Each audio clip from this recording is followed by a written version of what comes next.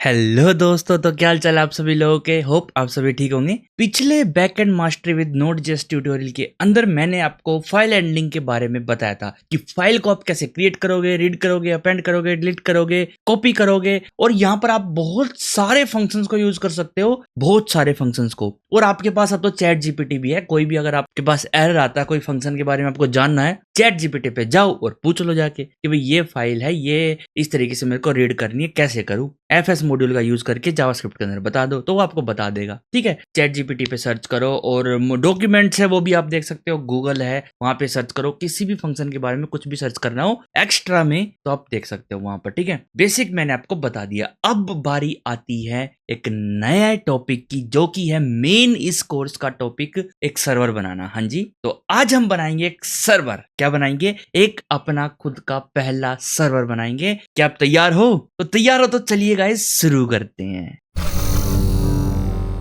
Welcome back guys आप सभी लोगों का एक और ब्रांड न्यू वीडियो के अंदर। और आज की इस वीडियो में मैं बनवाने वाला हूं आपका एक पहला सर्वर। क्या? एक पहला HTTP सर्वर। ठीक है, अब यहां पर हमारा मेन मुद्दा शुरू होता है सर्वर हैंडलिंग का, सर्वर के काम का। हर चीज को हम यहां पर बारीकी से डिस्कस करेंगे कि क्या सर्वर है, क्या HTTP है, अब ये कैसे हम इसको बनाएंगे अपना खुद का सर्वर और किस तरीके से हम इसको और इम्प्रूव कर सकते हैं सर्वर को। तो अभी हमने एक फोल्डर बना लिया और अब इसके अंदर मेरे को जरूर करना पड़ेगा npm init। क्यों? क्योंकि इसके अंदर हम लाइब्रेरीज को यूज करने वाले हैं, अलग अलग लाइब्रेरीज को। हाँ जी, अभी डायरेक्ट एक्सप्रेस पे मैं नहीं आऊंगा, पहले बैक एंड में क्या होता है वो बता देता हूं। मतलब कि एक्सप्रेस भी तो कुछ ना कुछ यूज करती होगी ना, वो है HTTP। अब HTTP में क्या प्रॉब्लम्स आती हैं, क्यों उसको हटा के एक्सप्रेस लाया गया, वो सभी डिस्कस करेंगे। प्रॉब्लम भी दूंगा मैं आपको कि क्या प्रॉब्लम आ रही है यहाँ पर HTTP यूज करने में। कंप्लीट सर्वर बना सकते हो आप HTTP का यूज करके भी, लेकिन एक्सप्रेस आपको और ज्यादा कन्वीनियंट वे देगी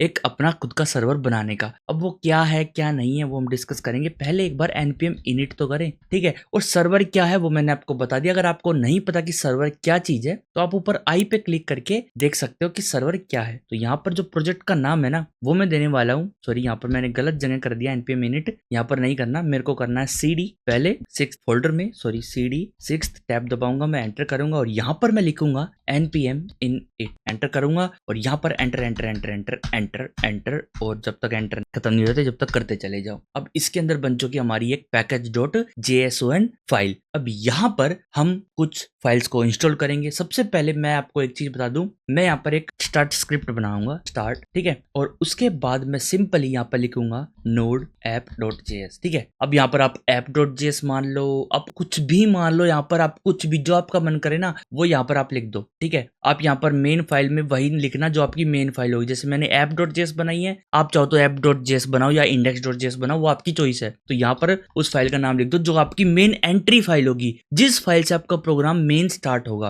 क्योंकि आगे ना बहुत सारी फाइल्स आप बनाओगे, पूरे के पूरे एक कोड के अंदर आप पूरा स्ट्रक्चर रखोगे कहाँ पर क्या चीज आएगी, तो वहां पर इतनी फाइल्स हो जाएंगी ना कि आपको हैंडल करना मुश्किल होगा। तो हम स्ट्रक्चर में उसको रखेंगे, किस तरीके से कहाँ पर कौन सी फाइल रखनी है वो भी बताऊंगा आपको। पर जो हमारा सर्वर स्टार्ट होगा ना वो एक ही फाइल से स्टार्ट होगा। हाँ जी, एक ही फाइल है जो मेनली एग्जीक्यूट करेंगे हम। बाकी फाइल से तो हम फंक्शंस को उठाएंगे ना, मतलब कहीं पर हम फंक्शन रखेंगे, कहीं पर कुछ कहीं पर कुछ, तो वो सभी हम उठाएंगे वहां से। तो मेन हमारी फाइल होगी app.js, index.js या main.js। जो आप बनाना चाहो ना वो आप बना लो, किसी भी नाम से बना लो, वो आपकी चॉइस है। बस स्टार्ट में नोड उस फाइल का नाम देना है और मेन में भी उस फाइल का नाम देना, पूरा .js लगा के देना। ठीक है, ये दे दिया आपने। अब आपकी बारी है सर्वर को स्टार्ट करने की, पर उससे पहले वो फाइल बना तो लो। यहाँ पर मैं बना लेता हूँ app.js, एंटर करते हैं, console log करता हूँ, console.log और हेलो दोस्तों, और यहाँ पर मैं लिखता हूँ, सेव करता हूँ और यहाँ पर हम करेंगे npm start, एंटर। और जैसे ही मैंने एंटर किया तो हेलो दोस्तों यहाँ पर लिखा हुआ आ चुका, मतलब कि हमारा जो प्रोग्राम है वो अच्छे से काम कर रहा है। अब बारी आती है सर्वर को बनाने की। तो पहला सर्वर हम बनाएंगे, तो आप खुश हो तो तैयार हो जाओ, हम अपने सर्वर पे जाने वाले हैं। पहला सर्वर बनाएंगे अपना और आपको इसके अंदर बहुत सारी चीजों का पता चलेगा कि किस तरीके से क्या क्या होता है, सर्वर साइड रेंडरिंग क्या होती है, क्लाइंट साइड रेंडरिंग क्या होती है, और भी बहुत सारी चीजें आप इसके अंदर सीखने वाले हो। हाँ जी, इसके अंदर सीखने वाले हो। तो यहाँ पर सर्वर बनाने से पहले आपको एक मॉड्यूल को इंपोर्ट करना पड़ेगा, जो कि बाय डिफॉल्ट नोड.जेएस के अंदर आता है। हाँ जी, एक मॉड्यूल है, उसको इंपोर्ट करते हैं। रिक्वायर का यूज करोगे तो आपकी चॉइस है, पर अभी मैं आपको रिक्वायर का यूज करके ही दिखा रहा हूँ, ठीक है, ताकि हमको सजेशंस मिल सके। क्योंकि अगर मैं इंपोर्ट यूज कर रहा हूँ तो जो पैकेजेस पुराने हैं ना, उनके सजेशन अच्छे तरीके से मिलते नहीं है। उनके सजेशन जो है ना अच्छे तरीके से आपको मिलेंगे नहीं, पर कोई दिक्कत की बात नहीं है। जब हम एक्सप्रेस पे आएंगे तो एक्सप्रेस एक मॉडर्न लाइब्रेरी, एक नई लाइब्रेरी है, उसके अंदर हम अच्छे से यूज करेंगे उसको। तो चॉइस है आपकी, आप अगर टाइप मॉड्यूल करना चाहो तो ठीक है, चलो कर लेते हैं। एक काम करते हैं, टाइप को मॉड्यूल ही कर लेंगे यहाँ पर, मॉड्यूल। ओके, और यहाँ पर अब हम बात करेंगे सर्वर बनाने की। तो एक हम इंपोर्ट करेंगे, import star as HTTP from HTTP। एक HTTP नाम का मॉड्यूल है, उसके अंदर से सारे के सारे फंक्शंस को उठा के ले आओ, HTTP के नाम से पूरी की पूरी फाइल को उठा लो, ठीक है। और उसके अंदर जो भी हम सर्वर के फंक्शंस होंगे उनको हम पढ़ने वाले हैं। यहाँ पर एक वेरिएबल बनाएंगे हम, किसी भी नाम से बना लो, जैसे कि मैं बनाता हूँ माई सर्वर, ठीक है, या फिर सिंपल आप बना सकते हो सर्वर, या फिर आप बना सकते हो ऐप। आपको हर जगह ना अलग अलग यूज वर्ड दिखेंगे कि कोई ऐप यूज करता है, कोई सर्वर यूज करता है, कोई कुछ यूज करता है, तो कोई कुछ यूज करता है। तो वो टोटली आपके ऊपर डिपेंड है कि किस नाम से आप अपना वेरिएबल, अपना सर्वर बनाना चाहते हो। तो यहाँ पर मैं लिख देता हूँ सर्वर, ठीक है, सर्वर लिख देता हूँ। और उसके बाद मैं लगाता हूँ एक फंक्शन HTTP डॉट। अब यहाँ पर आपको सिंपल एक फंक्शन लगाना है, क्रिएट सर्वर। सिंपल, खत्म, आपका सर्वर बन चुका है। आपका जो सर्वर है वो बन चुका है। सिंपल साफ साफ भाषा में बता रहा हूँ कि आपका सर्वर बन चुका है। अब आप क्या करो, सर्वर आपको बना लिया, लेकिन अब आप स्टार्ट करो, मतलब कि सुनना शुरू करो, है ना। तो यहाँ पे हम लिखेंगे server dot listen, server dot listen. और यहाँ पर हम उसके बाद लगा देंगे पोर्ट, कि कौन से पोर्ट पे आपको सर्वर को लिसन करवाना है। भाई मेरे को 4000 पे करवाना। पोर्ट क्या है, पोर्ट नंबर आपने वैसे सुने होंगे, जैसे हम रिएक्ट ऐप बनाते हैं तो वहां पर हम उस रिएक्ट ऐप को किसी पोर्ट पे होस्ट करते हैं ना, तो ऐसे ही हम अपने सर्वर को भी किसी पोर्ट पे होस्ट करेंगे, किसी पोर्ट पे, पर्टिकुलर पोर्ट पे हम उसको होस्ट करेंगे। तो यहाँ पर आपको कुछ चीजों का ध्यान रखना है कि जब भी आप पोर्ट दो ना, तो आपको ऐसे पोर्ट डायरेक्ट नहीं लिखना, आपको एक वेरिएबल बनाना है कॉन्स्ट पोर्ट के नाम से, ठीक है। और उसके अंदर आपको डिटेल लिखनी है कि भी जो फाइल्स होती है ना, ENV फाइल, जो एनवायरमेंट फाइल्स होती हैं, कई बार जो पोर्ट है ना वो वहां से भी आता है, एनवायरमेंट वेरिएबल से भी जो पोर्ट है वो आता है। तो वहां पर आपको अलग तरीके से लिखना पड़ता है। तो यहाँ पर आप लिख दो प्रोसेस डॉट ENV डॉट, एक सेकेंड, डॉट ENV डॉट, और जो भी आपका नाम हो पोर्ट, ठीक है। अगर ये मौजूद है, अगर ये है तो पोर्ट रखो, वरना आप 4000, ठीक है। तो यहाँ पर हम पोर्ट लिख देंगे, क्या लिख देंगे, पोर्ट लिख देंगे। एक बार आप इसको कंसोल लॉग करके भी देख सकते हो। एक काम करते हैं, इसको मैं बंद करता हूँ। यहाँ पर आप लिखो कंसोल डॉट लॉग और यहाँ पर लिखते हैं हम पोर्ट, ठीक है। सेव करेंगे और अपनी फाइल को रन करेंगे, npm स्टार्ट, एंटर करते हैं। तो यहाँ पर हमारा पोर्ट आ चुका है 4000। अगर ENV फाइल में पोर्ट है तो उसको उठाओ, वरना 4000 को उठा लो, है ना। तो यहाँ पर एक काम करते हैं, हम अपनी एक पहली ENV फाइल भी बनाते हैं, ENV डॉट ENV फाइल होती है, ठीक है। पहले आपको डॉट लगाना, फिर ENV। अगर आपको ENV के बारे में नहीं पता है तो इस तरीके से ENV फाइल बनेगी। इसके अंदर आप अपने वेरिएबल रखो, जिस भी नाम से आपको रखने हैं, पोर्ट इक्वल टू, और यहाँ पे स्ट्रिंग रख दो। और यहाँ पर आप जो भी पोर्ट देना चाहो, स्ट्रिंग मत रखो क्योंकि पोर्ट स्ट्रिंग में नहीं होते। जैसे कि अगर मेरे को 4001 देना है तो सेव कर दो, ठीक है। अब ENV फाइल बन चुकी है, ठीक है। वो उसी पैकेज के अंदर होनी चाहिए वो फाइल ENV, जिस पैकेज में आपने npm init कर रखा है, npm init कर रखा, उसी पैकेज के, उसी फोल्डर के अंदर होनी चाहिए। अब मैं npm स्टार्ट करता हूं तो यहाँ पर देखो अभी भी 4000 आ रहा है। अब ऐसा क्यों हो रहा है, ये जो ENV फाइल बनी है ये इसको रीड क्यों नहीं कर पा रहा है। ये रीड इसलिए नहीं कर पा रहा है क्योंकि अभी तक हमने इसको बताया नहीं है कि भाई ENV जो फाइल है ना वो कहां पर मौजूद है, कौन सी ENV फाइल आपको यूज करनी। क्योंकि सिर्फ एक ही ENV फाइल नहीं होती, आप कितनी भी ENV फाइल्स बना सकते हो। ENV dot development, ENV dot production, ENV dot कुछ भी जो आप चाहो, डॉट से स्टार्ट होनी चाहिए फाइल, ध्यान रखना, ठीक है। अब ये इसलिए रीड नहीं कर पा रहा क्योंकि हमने अभी तक इसको बताया नहीं है। तो बताते हैं एक बार, कैसे बताओगे। जब आप नोड को स्टार्ट करते हो ना, इस ऐप को जब स्टार्ट करते हो, जब आप यहाँ पे लिखते हो नोड ऐप डॉट JS, तो यहीं पर आपको बताना पड़ता है कि भाई आपको क्या करना है। माइनस माइनस हम वेरिएबल देंगे, ENV फाइल लेनी है, और उसका जो एड्रेस होगा, वो जो फाइल होगी वो कौन सी होगी, वो होगी आपकी डॉट ENV। एंटर करेंगे, अब देखो यहाँ पर क्या आया, 4001 आया। तो यहाँ पर हमने बताया कि भाई डॉट ENV वाली फाइल को यूज करो। ENV फाइल कौन सी होनी चाहिए, डॉट ENV। अब हम इस पूरी कमांड को डायरेक्ट, जो हमारी ये स्टार्ट वाला ये है ना हमारा स्क्रिप्ट, वहां पर हम यहाँ पर इसको पेस्ट कर देंगे, सेव करेंगे। अब मैं डायरेक्ट लिखता हूँ npm स्टार्ट, एंटर करूंगा तो देखो 4001 आया, 4001 आया है अपने पास। और अगर मैं इस ENV में से चेंज करता हूँ 4005 कर देता हूँ तो यहाँ पर 4005 आएगा। इस बात का आपको ध्यान रखना, जब भी आप env फाइल को चेंज करोगे तो आपका सर्वर क्या करना है, आपका जो सर्वर है वो रिस्टार्ट होना चाहिए। क्या होना चाहिए, रिस्टार्ट करना पड़ेगा आपको जब भी आप env फाइल्स में चेंज करोगे तो। ओके,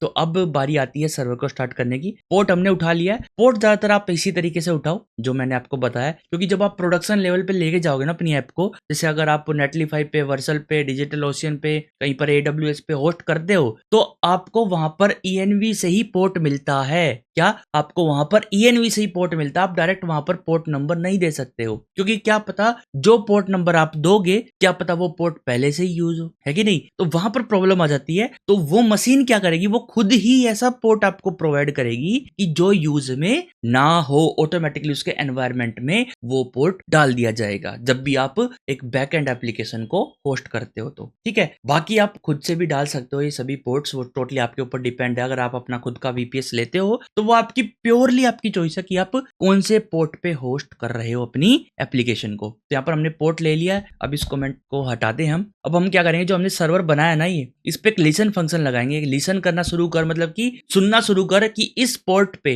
IP तो पता ही है इसको, ठीक है, अभी IP क्या है अभी हमारा, अभी जो डोमेन है वो हमारा लोकल होस्ट है ना, तो लोकल होस्ट के इस पोर्ट पे सुनना शुरू कर दे। यहाँ पर भी हम env में भी 4000 ही दे देते हैं, कंफ्यूजन ना हो, ठीक है, कि भी इस पोर्ट पे सुनना शुरू कर दे। क्या सुनना शुरू कर दे, और सुनने के बाद जब तू सुनना शुरू कर दे ना तो हमको एक कॉल बैक फंक्शन रन करवाना है, एक कॉल बैक फंक्शन रन करवाना, और यहाँ पे हम लिख देंगे console.log, क्योंकि जो सुनने वाला ये फंक्शन है ना ये काफी सारी कॉन्फ़िगरेशन वगैरह सेट करेगा, पूरा का पूरा सर्वर एक हमारा अप होएगा तो उसमें टाइम लगेगा थोड़ा सा। ठीक है, तो अभी हम क्या करेंगे, यहाँ पर console.log करवा देंगे सर्वर इज लिसनिंग, और यहाँ पर हम बैकटिक का यूज करेंगे तो ज्यादा बेटर है। यहाँ पर बैकटिक लगाएंगे और यहाँ पर भी बैकटिक लगाएंगे। यहाँ पर हम पूरा एड्रेस दे देंगे HTTP और यहाँ पर :/ लोकल होस्ट, और पोर्ट नंबर हम यहाँ से दे देंगे, जो हमारा पोर्ट है ना वहां से हम उठा के ले आएंगे। यहाँ से हम दे देंगे पोर्ट PO। भाई इस लिंक पे हमारा जो सर्वर है वो भी लिसन कर रहा है, सेव करते हैं। अब मैं यहाँ पे लिखता हूँ npm start। अब बार बार मेरे को npm start लिखना पड़ रहा है, इससे अच्छा मैं एक और फंक्शन लगा सकता हूँ। क्या लगा सकता हूँ बताता हूँ मैं आपको, नोडेमोन का। क्या नोडेमोन, पहले उसको इंस्टॉल कर लेते हैं एक बार। अगर आपने इंस्टॉल कर रखा है तो अच्छी बात है। यहाँ पर हम लिखेंगे npm i-t नोडेमोन। -t नोडेमोन मतलब कि डेवलपमेंट डिपेंडेंसीज में आ जाओ। तो यहाँ पर हमारी डेव डिपेंडेंसीज आ चुकी है नोडेमोन। तो अब मैं इसको जो ये Node.js में स्टार्ट करता हूँ ना नोड से, अब मैं इसको स्टार्ट करूंगा नोडेमोन से। सिंपल, बस इतना ही करना है। सेव करते हैं। अब मैं एक बार करूंगा npm start और एंटर कर दूंगा। सिंपल। अब यहाँ पर क्या हुआ है, अब यहाँ पर ये लिसनिंग स्टार्ट कर दी है। अब मैं कोई भी चेंजेस करता हूँ ना, अगर यहाँ पर कोई भी चेंज env फाइल को छोड़ के अगर आप JS फाइल को चेंज करते हो, जैसे मैं अगर इसको मिटा के सेव करूं तो यहाँ पर देखो दोबारा से अपनी एप्लीकेशन को रीरन कर दिया गया। क्या रीरन कर दिया गया है। अब यहाँ पे मैं अगर दोबारा से 4000 लिख के सेव करूं तो यहाँ पर देखो 4000 पोर्ट पे हमारी एप्लीकेशन रन हो रही है। ठीक है, जैसे ही मैं कंट्रोल सेव करूंगा ना हमारा जो सर्वर है वो रीस्टार्ट हो जाएगा। तो ये जो मैंने आपको तरीका बताया ना env फाइल्स को रीड करने का, ये नया तरीका अभी एक्सपेरिमेंटल है, तो इसको हम यूज नहीं करेंगे। मैं आपको एक और नया तरीका बताऊंगा आने वाली वीडियोस में कि आपको एनवायरनमेंट फाइल्स को कैसे रीड करना है। हमारा सर्वर बन चुका है, अब हमें इस पे लिसनिंग करनी है ना। अब यहाँ पर आप सोचोगे कि यार लिसनिंग कैसे करें हम और क्या लिसनिंग करें इस पे, है ना। सर्वर बन चुका है अब हमारा। यहाँ पर अगर आप एक नया टैब खोलो, यहाँ पर आप लिखो लोकल होस्ट, और यहाँ पर अगर आप लिखोगे 4000 एंटर करोगे तो यहाँ पर हमारा जो सर्वर है वो लिसन कर रहा है। बट देखो ये टाइम लेना ना, अगर मैं कुछ और लिख देता तो वहां पर कह देता कि भाई कुछ भी नहीं है इस लिंक पे, लेकिन अभी इस लिंक पे टाइम ले रहा है। मतलब कि रिक्वेस्ट तो जा रही है, यहाँ पर रिक्वेस्ट आ रही है, पर ये उस रिक्वेस्ट को हैंडल नहीं कर पा रहा। अब हमें बताना पड़ेगा इसको कि भाई कैसे हैंडल करनी है। तो यहाँ पर हम जो क्रिएट सर्वर है ना, इसके अंदर हम एक कॉल बैक फंक्शन देंगे, और इसके अंदर हम रिक्वेस्ट को हैंडल करेंगे। तो यहाँ पर हमारी दो चीजें होती हैं, एक रिक्वेस्ट और एक रिस्पॉन्स। ठीक है, दो चीजें हमें यहाँ पर ऑटोमेटिक मिलती है हमको। रिक्वेस्ट के अंदर वो डिटेल्स होती हैं जो रिक्वेस्ट करी है किसी क्लाइंट ने, तो उस क्लाइंट की सारी डिटेल रिक्वेस्ट के अंदर होंगी, और जो रिस्पॉन्स है RES उसको हम रिस्पॉन्स भेजने में यूज करते हैं। ठीक है, तो अभी के लिए मैं क्या करता हूं, यहाँ पर कुछ फंक्शंस है जो कि बनाए बनाए आपको यूज करने हैं। ठीक है, वो है res.send। ठीक है, भैया कुछ चीज सेंड करनी है हमें, वो आप यहाँ पर लिख दो। तो सेंड में मैं लिखता हूँ हेलो, सेव करेंगे यहाँ पर, और यहाँ पर एरर आया, देखते हैं अभी क्या एरर आया। res.send is not a function. Send नहीं होगा, यहाँ पे एंड लगाना पड़ेगा क्योंकि ये एक्सप्रेस नहीं है। ठीक है, सेव करते हैं, और अब यहाँ पर मैं लोकल होस्ट पे एंटर करता हूँ तो यहाँ पर देखो क्या आया, यहाँ पर आया हेलो। जो मैं वहां पर लिख रहा हूँ वो यहाँ पर आ चुका है। अब मैं यहाँ पर कुछ भी लिख सकता हूँ। मान लो मेरे को जाना है अबाउट पे, अबाउट के अंदर HF करके है कुछ, उस पे जाना तो भी मेरे पास हेलो ही आएगा। कोई भी यहाँ पर आप लिंक लिख सकते हो। तो यहाँ पर आपको एक चीज तो समझ आई गई होगी कि हमारा जो सर्वर है वो भी एक तरीके से क्या कहते हो आप, जब रिएक्ट को होस्ट करते हो लोकल होस्ट पे तो कुछ ऐसा ही काम होता है बैकएंड में। ठीक है, तो हमने एक अपना पहला सर्वर बना लिया और जब आप इस पे क्लिक करोगे, एंटर करोगे तो आपकी एक नई फाइल खुलेगी। हेलो मतलब फाइल नहीं आपके पास, जो यहाँ से हम रिटर्न करेंगे ना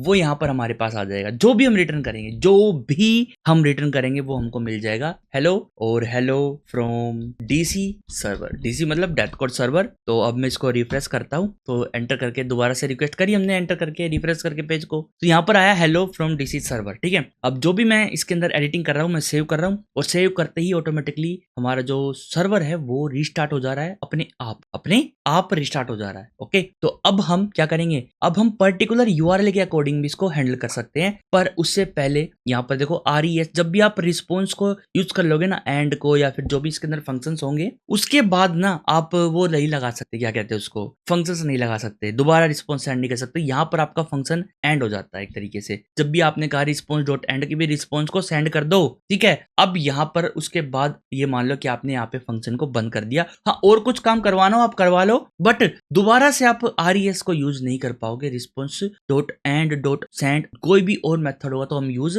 नहीं कर पाएंगे। ओके, तो यहाँ सबसे पहले मैं आपको अब दिखाने वाला हूँ कि ये जो रिक्वेस्ट और ये रिस्पॉन्स इसके अंदर है क्या चीज है ना। तो यहाँ पर हम कंसोल करते हैं, console डॉट log RES। ठीक है, रिस्पॉन्स नहीं, पहले रिक्वेस्ट को देख सेव करेंगे यहाँ पर और अब दोबारा से रिक्वेस्ट करेंगे, पर रिफ्रेश करते हैं और जैसे ही मैंने रिक्वेस्ट करी इसने console log कर दिया रिक्वेस्ट। ठीक है, ये एक इतना बड़ा ऑब्जेक्ट है ना कि आप इसको पढ़ते पढ़ते थक जाओगे। हाँ जी, बहुत बड़ा ऑब्जेक्ट है। और यहाँ पर आपको देखो होस्ट दिख रहा है कि भी कौन से होस्ट से हमारे पास रिक्वेस्ट आई है, कहाँ से आई है, और यूजर एजेंट हमारा जो एक हेडर है उसके अंदर हमें पता चला कि मोजिला से आई है और OS उसका विंडो है। ठीक है, और गीको फायरफॉक्स है हमारा, ठीक, वो तो पता ही है आपको, हमने फायरफॉक्स से करी है रिक्वेस्ट। तो ये सारी डिटेल आप यहाँ पर देख सकते हो और भी बहुत सारी डिटेल आपको मिलती है यहाँ पर। अगर आप ऊपर जाओगे तो इसके अंदर आपको इतनी डिटेल्स मिलेगी ना रिक्वेस्ट की, मतलब कि जो क्लाइंट जिसने रिक्वेस्ट भेजी है वो इसी के थ्रू यहाँ पर सारी चीजें हमारे पास रिक्वेस्ट के थ्रू आती है। हर एक चीज यहाँ पर हमारी रिक्वेस्ट के थ्रू आएगी। ठीक है, सब कुछ हम यहाँ से हैंडल नहीं करेंगे HTTP से, हम एक्सप्रेस का यूज करेंगे मेनली। यहाँ पर देखो आपको URL भी मिलता है, आपको मेथड भी मिलता है कि कौन सा मेथड अभी करंटली रिक्वेस्ट करा गया है, कौन से मेथड से रिक्वेस्ट करा गया है वो हम यहाँ पर देखते हैं। URL भी हमको मिलता है कि कौन से URL पे रिक्वेस्ट भेजी गई है। ठीक है, यहाँ पर ये आपके पास काफी सारे हेडर्स है जो अलाउड हमारे पास यहाँ पर लो हेडर्स। और उसके बाद पढ़ो इसको, टाइम लगाओ, थोड़ा सा टाइम दो कि इसके अंदर क्या क्या चीज आई है और उसको किस तरीके से आप यूज करोगे। कंप्लीट पढ़ो, नॉलेज मिलती है, हर चीज को पढ़ा करो एक बार कि वहां पर क्या है क्यों है, नॉलेज लिया करो। ठीक है, यहाँ पर आप बहुत सारी चीजें देख सकते हो, आपकी कुकी वगैरह सब कुछ यहीं पर आता है। ये क्या हुआ, एकदम शायद कुछ प्रॉब्लम हुई थी, कोई दिक्कत की बात नहीं है, होती रहती है। तो यहाँ पर हमारा देखो हमने इनकमिंग मैसेज को प्रिंट करा है ना, और अब आप यहाँ पर RES को भी प्रिंट करके देख सकते हो। एक सेकंड, यहाँ पर RES सेव करते हैं इसको और अब रिफ्रेश करते हैं। ठीक है, अब यहाँ पर स्क्रॉल डाउन करेंगे तो ये हमारा रिस्पॉन्स है। ठीक है, एक सेकंड, एक बार एक काम करते हैं, यहाँ पर इसको सेव करेंगे ताकि ये नया खुल जाए एक बार, और अब इसको दोबारा से रन करते हैं। ये है आपका रिस्पॉन्स हेडर। ठीक है, अब आप रिस्पॉन्स किस फॉर्म में भेज रहे हो, कहां से भेज रहे हो, क्या भेज रहे हो, सब कुछ इस RES में सेव होता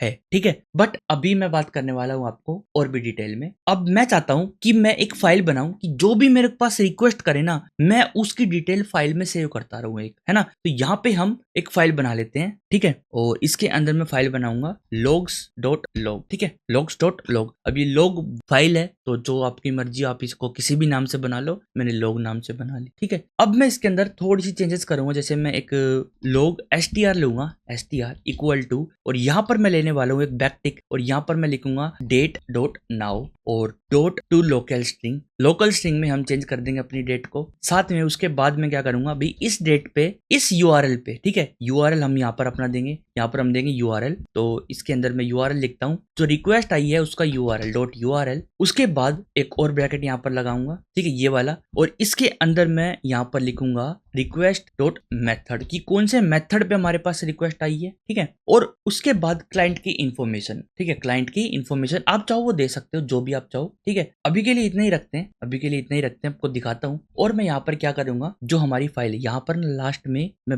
\n लगा देता हूँ। ठीक है, वरना आप यहाँ पर एक और चीज दे सकते हो, जो हमारा होस्ट है वो भी हम यहाँ पर दे सकते हैं। जैसे कि यहाँ पर मैं दूं अगर इस तरीके से req.host, ठीक है, तो ये हमारी एक फाइल की स्ट्रिंग बन के तैयार होगी और इस स्ट्रिंग को मैं अपेंड कर दूंगा कहाँ पर, अपेंड कर दूंगा अपने लॉग फाइल में। एक काम करते हैं, यहाँ पर fs को इंपोर्ट करेंगे फ्रॉम fs और यहाँ पर मैं fs.append फाइल को रन करवाऊंगा। सिंक को नहीं, ब्लॉकिंग कोड हम नहीं रन करवा रहे यहाँ पर, क्योंकि हमें ब्लॉक नहीं करना है सर्वर को, है ना। तो यहाँ पर मैं इसको क्या करता हूँ, फाइल को अपेंड फाइल, और यहाँ पर इसके अंदर मेरे को फाइल का एड्रेस देना है। तो करंट फोल्डर के अंदर logs.log नाम की फाइल है, उसके अंदर अपेंड करना क्या डेटा, तो ये जो log str है ना, इसको अपेंड करना, ठीक है। यहाँ पर हम एक लेट ले लेते हैं, लेट हमने लगाया नहीं, हो जाती है कई बार गलतियां, कोमा लगाएंगे और यहाँ पर एक देंगे कॉल बैक फंक्शन एरर लिख के, और अगर कोई एरर आता है तो वो हम हैंडल कर लेंगे, वरना अगर कोई एरर नहीं आता है तो हम वो भी हैंडल कर लेंगे। यहाँ पर हम लगा देते हैं इफ और एरर, तो हम क्या करेंगे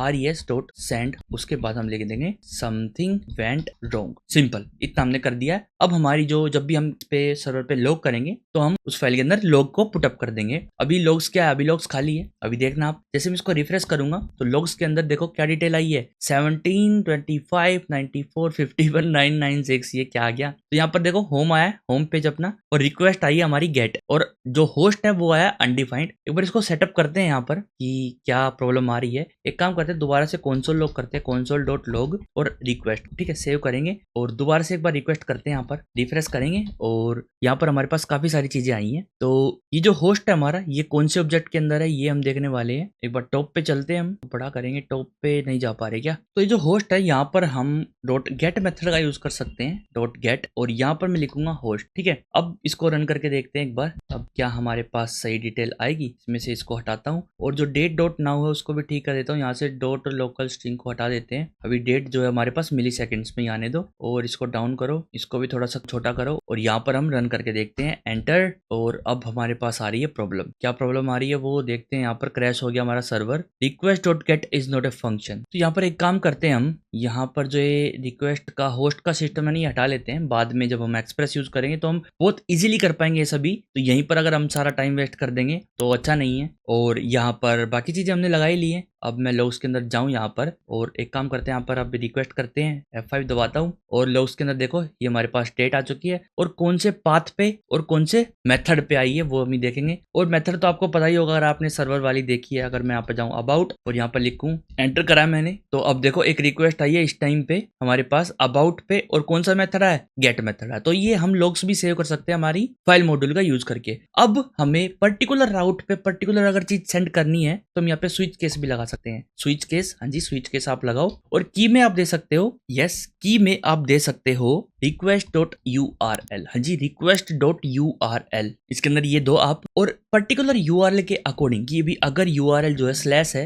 तो मैं यहाँ पर सेंड करने वाला हूँ ये, और इसको हटा लेते हैं यहाँ से, अब इसकी जरूरत है नहीं हमको, ठीक है। यहाँ पर मैं लिख दूंगा होम, ठीक है, वेलकम टू होम पेज, ठीक है, ये मैं लिख दिया। अब एक और केस बनाएंगे, यहाँ पर केस एक और इसको कॉपी करते हैं, और यहाँ पर मैं लिख दूंगा 404 नॉट फाउंड, ठीक है, डिफॉल्ट में, और यहाँ पर लिख देंगे अबाउट में, लिख देंगे यहाँ पर वेलकम टू अबाउट पेज। और अगर आपको जितने भी केसेस बनाने हैं वो आप यहाँ पर बना सकते हो, जैसे कि एक कोर्सेज का पेज है, अगर कोर्सेज का, तो यहाँ पर आप लिख सकते हो कोर्स पेज, ठीक है, सेव करते हैं। अब यहाँ पर मैं अगर जाऊँ होम पेज पे तो देखते हैं क्या होगा। होम पेज पे चलते तो यहाँ पर लिखा है वेलकम टू होम पेज। अगर मैं जाऊँ यहाँ पर अबाउट पे तो यहाँ पर लिखा है वेलकम टू अबाउट पेज, और यहाँ पर अगर मैं जाऊँ कोर्स पे तो लिखा है वेलकम टू कोर्स पेज। और इन तीनों की जगह अगर मैं कुछ भी लिख देता हूँ तो यहाँ पर लिखा है 404 नॉट फाउंड। तो इस तरीके से हम यहाँ पर अपने राउटिंग को भी हैंडल कर सकते हैं। हाँ जी, राउटिंग को भी हैंडल कर सकते हैं, ठीक है। अब देखो यहाँ पर, क्योंकि जितने भी हमको यहाँ पर राउट्स लगाने हैं वो स्विच का यूज करके लगाने पड़ेंगे, तो ये एक अच्छी प्रैक्टिस नहीं है,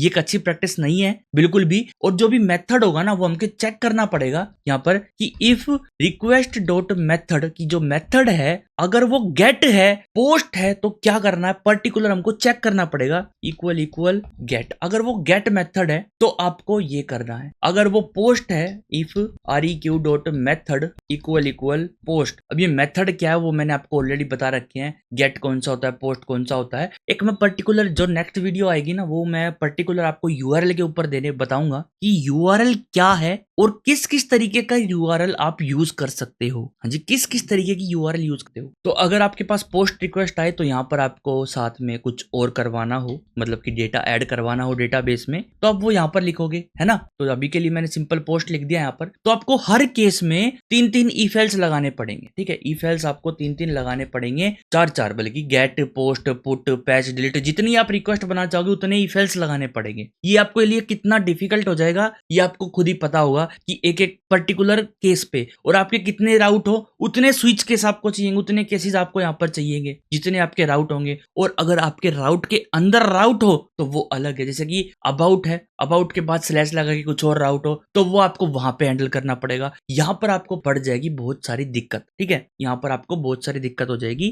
तो जो मैं आप यूआरएल के बारे में आपको बता रहा था वो मैं आपको इसी वीडियो में थोड़ा सा बता देता हूँ कि यूआरएल क्या होता है। ओके, तो यूआरएल के बारे में बात करें अगर हम, तो यूआरएल क्या है। यूआरएल, यूआरएल की फुल फॉर्म है यूनिफॉर्म रिसोर्स लोकेटर। हाँ जी, यूनिफॉर्म रिसोर्स लोकेटर, एक पर्टिकुलर एड्रेस रिसोर्स का, ठीक है, एक रिसोर्स का पर्टिकुलर एड्रेस। और एड्रेस क्या होता है वो, एक तो यहाँ पे पहले होता है HTTPS, है ना, उसके बाद होते हैं एक कोलन, उसके बाद 2 स्लैश, उसके बाद होता है आपकी वेबसाइट, ठीक है, www.google.com, ये मान लो, है ना, google.com। तो ये तो हो गया हमारा प्रोटोकॉल। ये क्या होता है हमारा, ये होता है हमारा प्रोटोकॉल, ठीक है, प्रोटोकॉल। और ये HTTPS क्या है, हाइपर टेक्स्ट ट्रांसफर प्रोटोकॉल। और S क्या है, ये जो S है ना ये आपको कहीं पे दिखेगा कहीं पे नहीं दिखेगा, ज्यादातर आपको S दिखेगा क्योंकि S का मतलब है कि सिक्योर। क्या है, सिक्योर, ठीक है। तो जब हम प्रोटोकॉल यूज करते हैं तो पीछे S है तो मतलब वो सिक्योर है। उस पर जब भी हम कुछ भी डेटा सेंड करेंगे तो वो एनक्रिप्ट होके जाएगा सर्वर के पास, एनक्रिप्ट होके